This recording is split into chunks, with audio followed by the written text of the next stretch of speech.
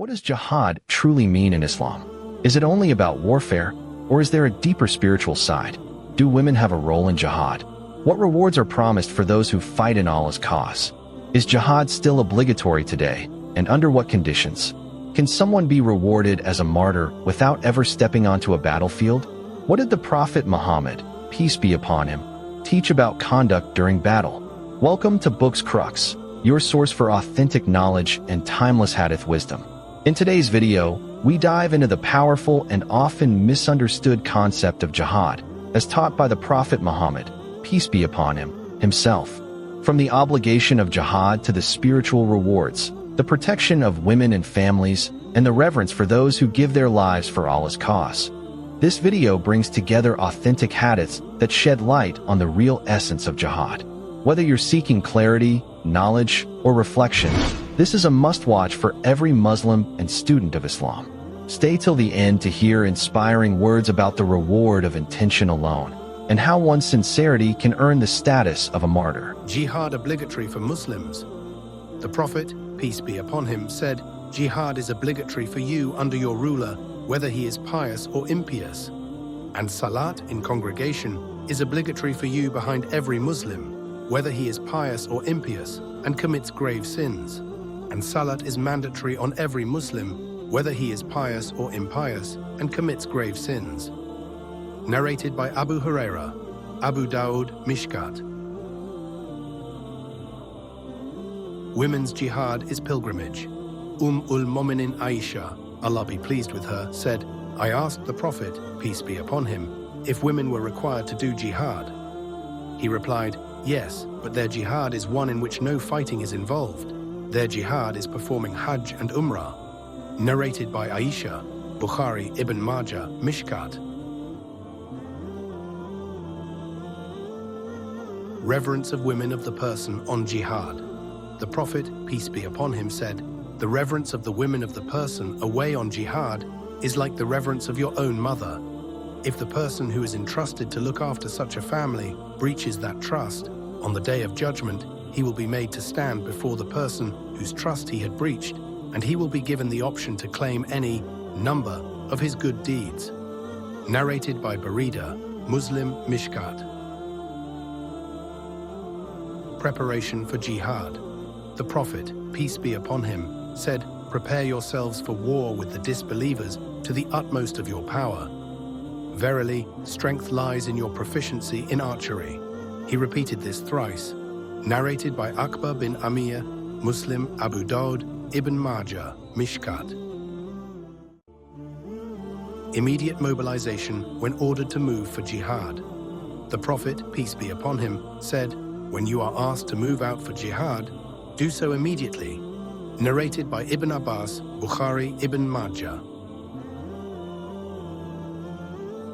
Mutilation of enemy bodies, an abhorrence. Sufyan bin Asal, Allah be pleased with him, said, "The Prophet, peace be upon him, sent us for jihad and instructed us thus, 'Go in the name of Allah in his cause and fight the disbelievers. But do not mutilate the dead by cutting their ears, nose, etc. Do not turn back from the agreement you make with the enemy. Do not steal and do not harm the children." Narrated by Sufyan bin Asal, Ibn Majah.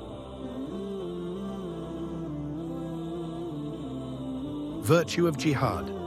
The Prophet, peace be upon him, said, "The person who participates in jihad for Allah's cause and nothing compels him to do so except belief in Allah and his apostle will be recompensed by Allah either with a reward or booty if he survives, or will be admitted to paradise if he is martyred. Had I not found it difficult for my followers, I would not remain behind any Sariya going for jihad, and I would have loved to be martyred in Allah's cause and then given life, and then martyred and again given life, and again martyred in his cause." Narrated by Abu Huraira, Bukhari. The Prophet, peace be upon him, said, "Allah is the protector of the person who is fighting in his cause. Either he will be martyred and blessed, or he will return home with requital from Allah and war booty. The example of one fighting in Allah's cause is of the person who continuously fasts during the day and prays during the night without any fatigue. The reward of a mujahid is of such a man till he returns from the battlefield. Narrated by Abu Huraira, Bukhari Ibn Majah, Mishkat. The Prophet, peace be upon him, said, "Any Muslim who fights in Allah's cause, equal to the time taken to milk a she-camel, he establishes his right to enter paradise."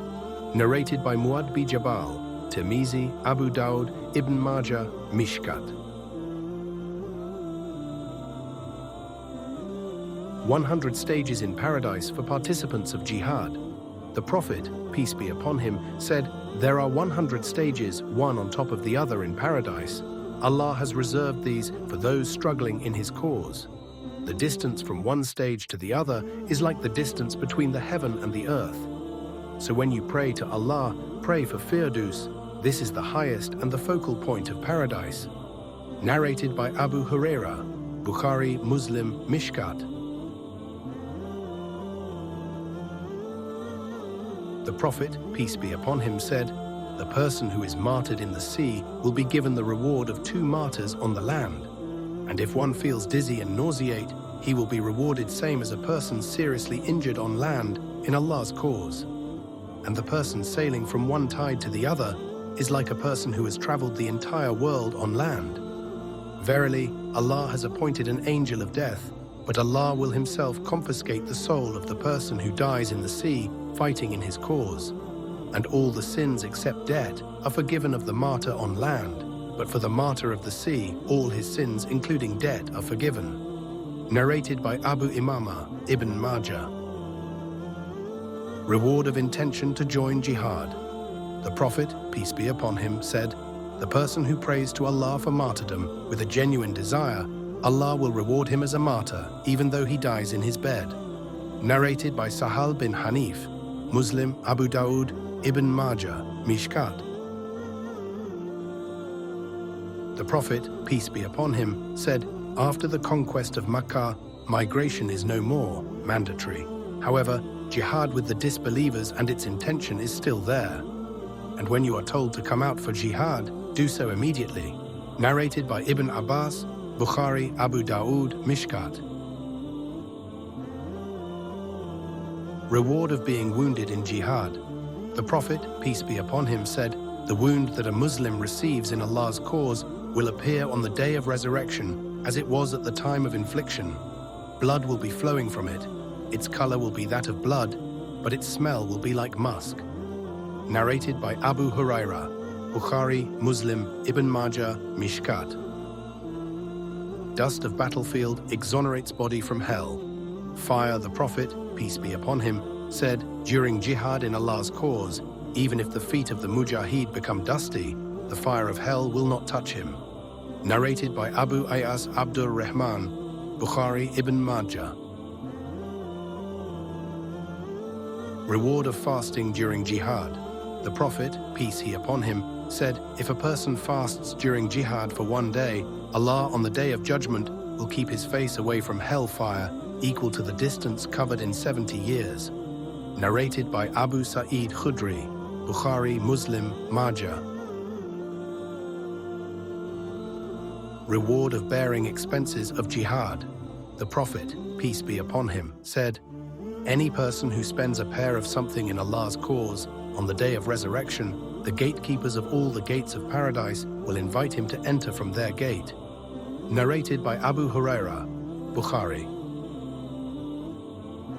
The Prophet, peace be upon him, said, "The best dinar that you spend is the one that you spend on your family and in Allah's cause."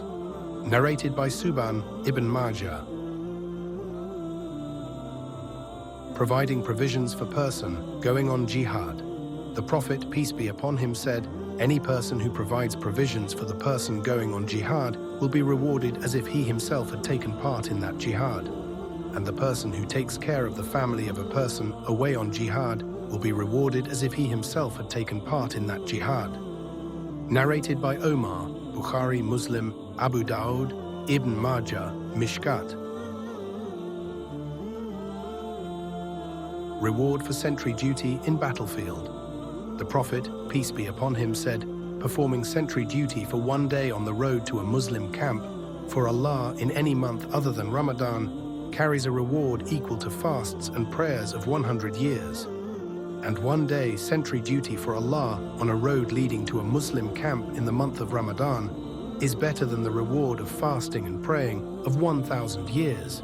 And if Allah brings back such a sentry alive to his home from the battlefield, his sins will not be recorded for 1,000 years, only good deeds will be recorded. And he will keep getting the reward of this duty till the day of resurrection. Narrated by Abu bin Ka'b, Ibn Majah.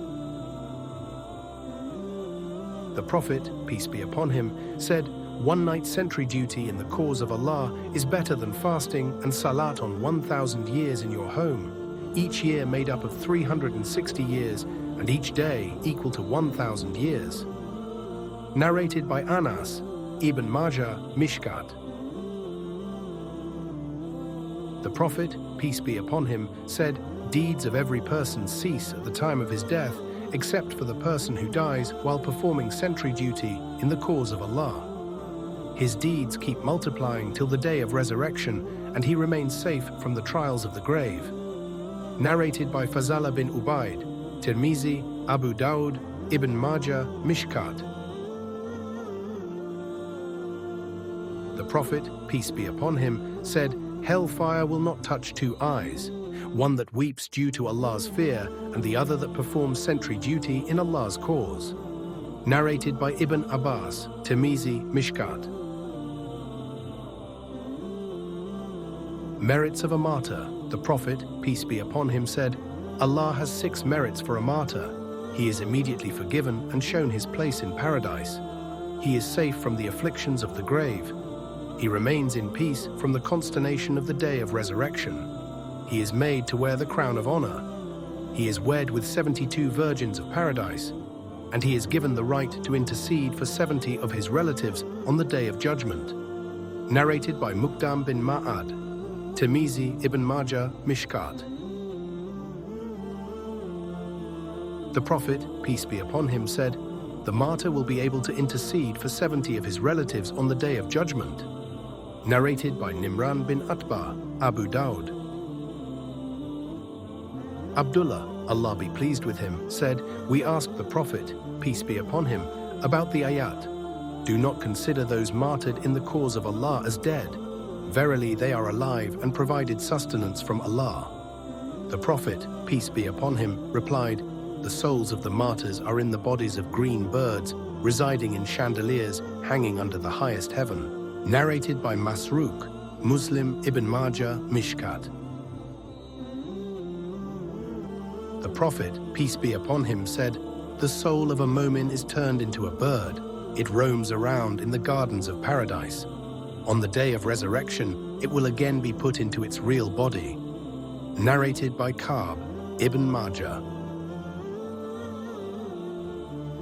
Who is a martyr? The Prophet, peace be upon him, said, "Any person who dies due to stomach ailment or plague will be graded as a martyr." Narrated by Abu Huraira, Bukhari. The Prophet, peace be upon him, said, "The person who dies of some stomach ailment will not be punished in the grave." Narrated by Abi Ishaq, Tirmizi. The Prophet, peace be upon him, said, "The person who dies of some ailment dies as a martyr. He will be safe from punishment in the grave and will be provided sustenance day and night from paradise." Narrated by Abu Huraira, Ibn Majah. The Prophet, peace be upon him, asked the people, "Who do you think is a martyr?" The people replied, "The one killed in Allah's cause." The Prophet, peace be upon him, said, "In that case there will be very few martyrs amongst my people. The following Muslims are considered as martyrs: those killed in Allah's cause, those who while participating in Jihad die of natural causes, those who die of stomach ailment, those who die because of plague." Narrated by Abu Huraira, Muslim, Ibn Majah, Mishkat. The Prophet, peace be upon him, said, "Martyrs are of 5 types: the one killed by plague, the one killed by stomach ailment, the one who drowns, the one who falls from a rooftop and dies, and the one killed while fighting in Allah's cause." Narrated by Abu Huraira, Bukhari, Muslim, Tirmizi. The Prophet, peace be upon him, said, "The one who travels in Allah's cause for jihad, if he is killed or dies of natural death, or falls from his horse or camel and is crushed to death, or dies of snakebite, or dies in bed, is a martyr, and paradise is his due." Narrated by Abu Malik Ashari, Abu Dawood, Mishkat.